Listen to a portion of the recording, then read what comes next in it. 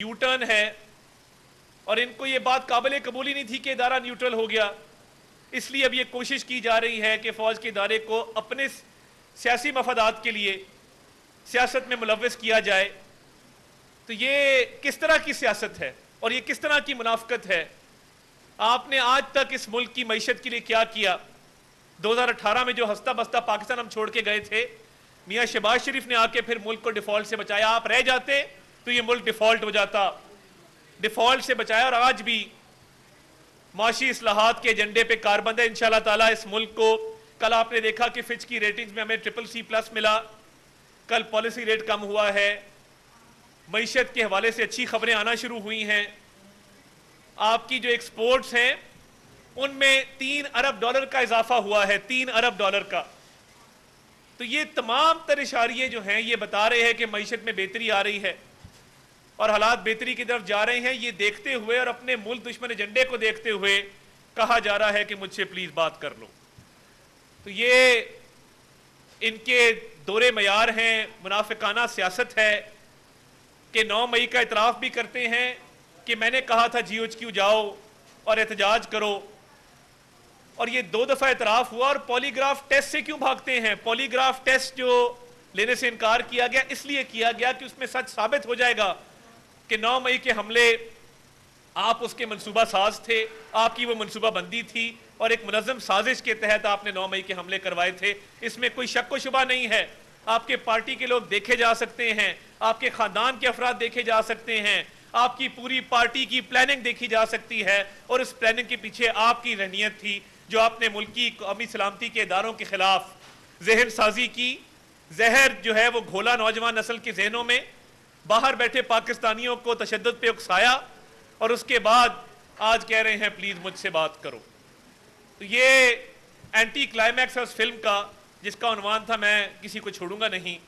اور آج جو یہ ترلا منت کا پروگرام جاری کیا گیا ہے یہ صرف اس بات کا شاخسانہ ہے کہ آپ کا ایک سیل پکڑا گیا ہے اور اس میں شواہد موجود ہیں اور انشاءاللہ تعالیٰ بہت جلد وہ قوم کے سامنے آئیں گے.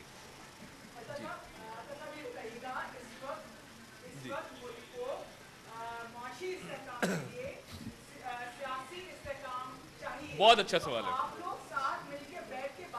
بہت اچھا سوال ہے، بہت اچھا سوال ہے.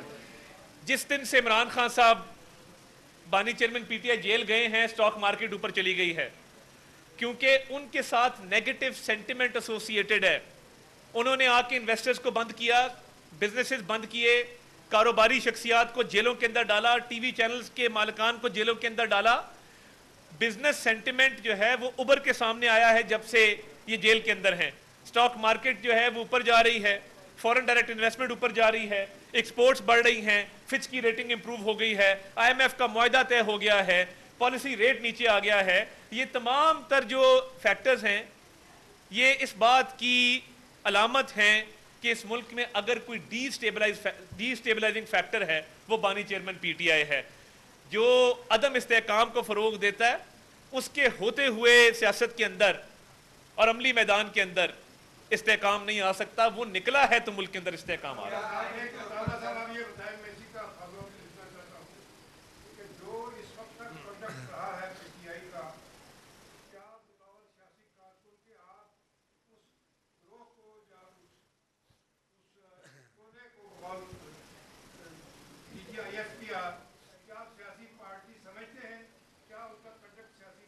دیکھیے ایک دہشت گرد جماعت ہے اور ان کے آنے سے پہلے سیاست میں لوگ ایک دوسرے کی خوشی غمی میں شریک ہوتے تھے. لوگ سیاست کو سیاسی مخالفت کے طور پہ لیتے تھے. انہوں نے سیاسی مخالفت کو دشمنی میں تبدیل کروایا، اور یہ جو طرز عمل ہے کہ آپ گالم گلوچ کی سیاست کریں، خواتین کی تضحیک کریں، بلڈنگوں کو آگ لگا دیں، دھمکی آمیز رویہ اختیار کریں، کسی کی عزت نہ چھوڑیں، ہر کسی کی عزت کو تار تار کرنے کا آپ نے جو ہے وہ مشن بنایا ہوا ہے. تو یہ ایک دہشت گرد جماعت ہے اور اس کو اسی لیے TTPTI کہتے ہیں، تحریک طالبان پاکستان تحریک انصاف کہتے ہیں TTPTI. یہ جو TTPTI ہے یہ طالبان کو اسی لیے واپس لے کر آئی ہے اور اسی لیے شہداء کا مذاق اڑاتی ہے، کیونکہ ان کو پاکستان کی سالمیت سے کوئی غرض نہیں ہے، اس ملک کی ترقی سے کوئی غرض نہیں ہے، اس ملک کی عوام سے کوئی غرض نہیں ہے. جھوٹے بیانیے بناؤ، मुल्क के खिलाफ साजिशें करो, अपने आप को हीरो डिक्लेयर करो और उसके बाद कहो जी प्लीज मेरे से कोई बात करते।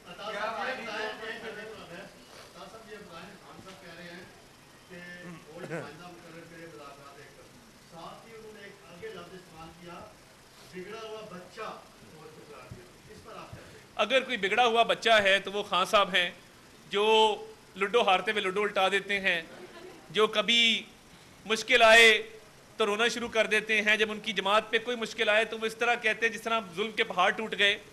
जब राना सनाउल्लाह की गाड़ी में हेरोइन डलवाई जा रही थी तब बिगड़ा हुआ बच्चा कौन था? जब कह रहा था कि मैं मूंछों से पकड़ के मुझे इसकी शक्ल पसंद नहीं मैं बंद कर दूंगा, तब बिगड़ा हुआ बच्चा कौन था? जब मरियम नवाज शरीफ को वालिद के सामने गिरफ्तार करवाया गया बाप को अजियत देने के लिए, तब बिगड़ा हुआ बच्चा कौन था? जब शहबाज शरीफ की वालदा की मैयत पड़ी थी और जज कह रहा था मैंने जिरा करनी है, तब बिगड़ा हुआ बच्चा कौन था? जब मुंह पे हाथ फेर के कह रहा था मैं एसी उतार दूंगा, तब बिगड़ा हुआ बच्चा कौन था? जब कहता था कि मैं घर का खाना नहीं जाने दूंगा, दवाइयां बंद कर दूंगा, तब बिगड़ा हुआ बच्चा कौन था?